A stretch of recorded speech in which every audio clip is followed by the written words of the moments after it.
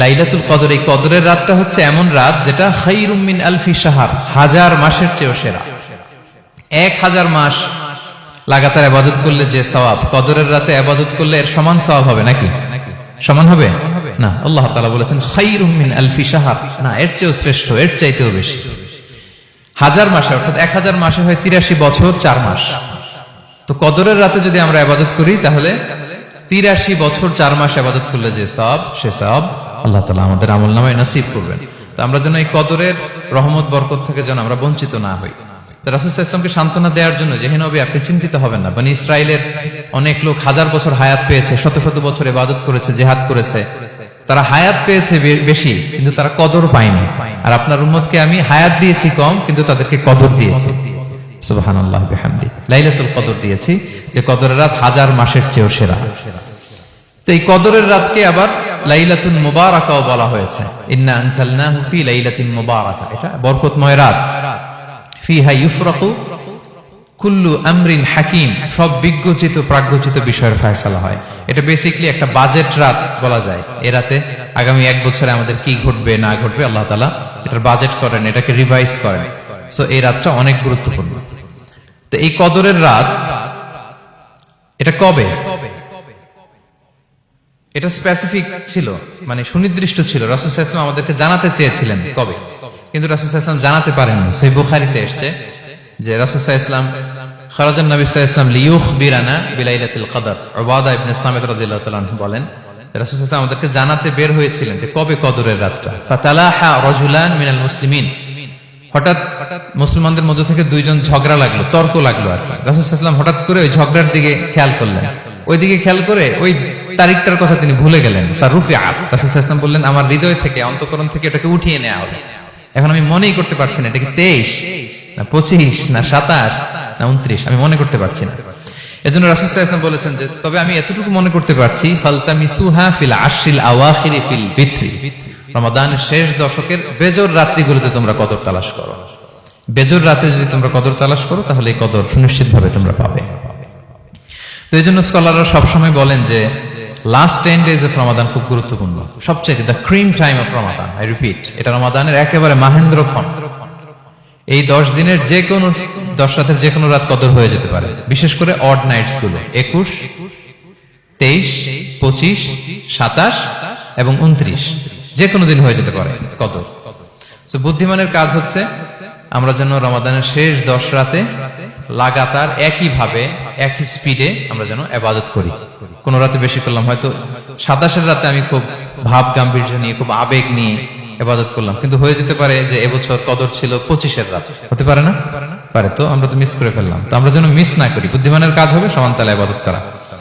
এবং এটা এত গুরুত্বপূর্ণ, রাসূল সাল্লাল্লাহু আলাইহি ওয়াসাল্লাম এত এমফাসাইজ করে কোন রাতের কথা বলেনি। আরবি মাস অনুযায়ী 354টা রাতের মধ্যে সবচাইতে শ্রেষ্ঠ রাত, সবচাইতে শ্রেষ্ঠ রাত সূর্য ডোবার পর থেকে হাত্তা মাতলাইল ফাজর, ফজরের সূচনা লগ্ন পর্যন্ত শান্তিময় এ রাত, বরকতের এ রাত।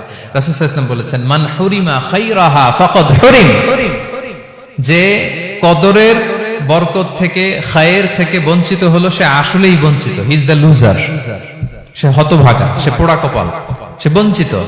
মান হুরিমা খায়রাহা ফাকাদ হুরিম, যে কদর পেল না সে হতভাগা। এখন আমরা কি হতভাগা হতে চাই? আমরা তো শুরুতে অনেক হোপফুল ছিলাম, এত এত ব্লেসিংস, এত এত বরকত, রহমতের ফলগুধারায় আমরা প্লাবিত হচ্ছি রমাদানে। তা আমরা তো হতভাগা হতে চাই না। তা আমরা যেন এই শেষ 10 দিন এক তালে আন্তরিকতার সাথে ঈমান ও ইহতিসাবা আমরা যেন ইবাদত করি। সম্মানিত ভাই এবং বোনেরা, তাহলে আমরা সৌভাগ্যশীলদের অন্তর্ভুক্ত হতে চাই, হতভাগা হতে চাই না। আমরা এবার একটু শুনবো যে এটা আশা জাগা নিয়ে একটা মাস। এই মাসের যে রহমত বরকতের যত যত হাদিস কোরআনের আয়াতগুলো আমরা বলেছি, এগুলো শুনলে আমাদের মধ্যে একটা আশা জাগে, আশাবাদী হয়ে উঠি যে আমার এই মাস আমার মুক্তির মাস, আমি মুক্তি পাবো। কিন্তু at the same time it's a month of warning, এটা আবার সতর্কতার মাস। রাসূল সাল্লাল্লাহু আলাইহি ওয়াসাল্লাম বলেছেন রোজা রেখে যে মিথ্যা ছাড়লো না, পাপ ছাড়লো না, তার ধ্বংস। আবার 3 বার তিনি আমিন বলেছেন। বেসিক্যালি এটা একটা বদদোয়া যে মান আদরাকা রমাদান ওয়া লাম ইগফার লাহ, যে রমাদান পেয়েও নিজের গুনাহ ক্ষমা করতে পারলো না, তার ধ্বংস। সো আমরা আশাবাদী হব। আল ঈমানু বাইনাল খাউফি ওয়ার রাজা, বিশ্বাস হচ্ছে আমার মধ্যে ভীতিও কাজ করবে, আবার আমার মধ্যে একটা হোপ থাকবে, এটাই ঈমান।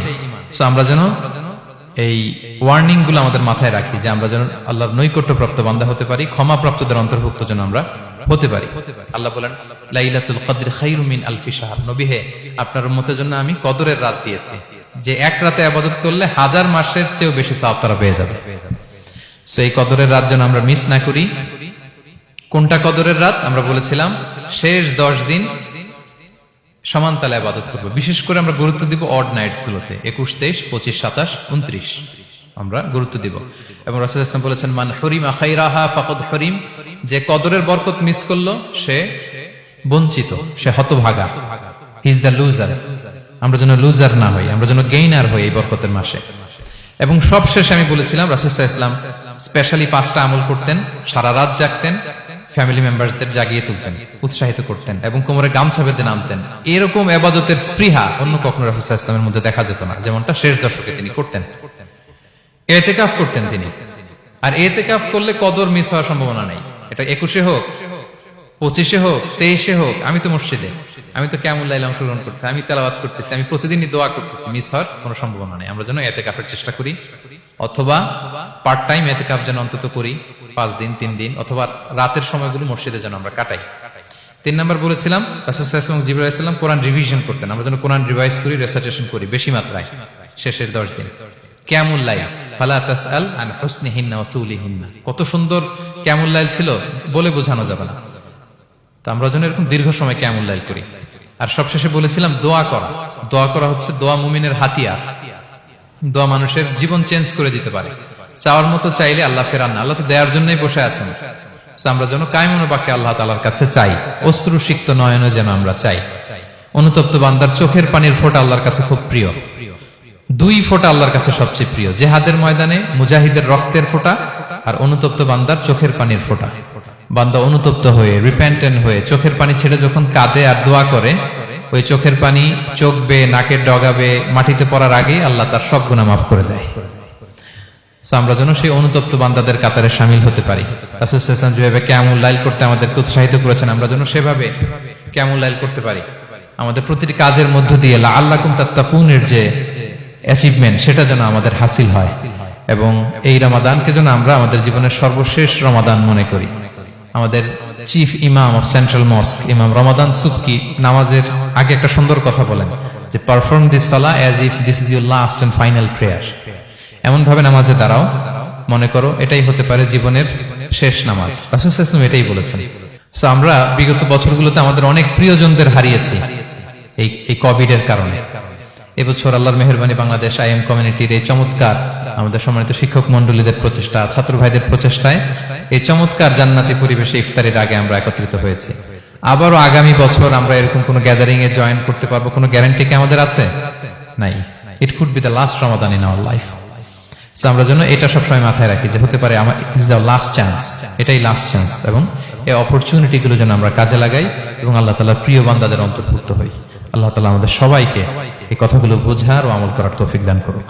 হাদা মা ইনদি ওয়াল ইলমু ইনদাল্লাহ আলাইহি তাওয়াক্কালতু ওয়া ইলাইহি উনীব।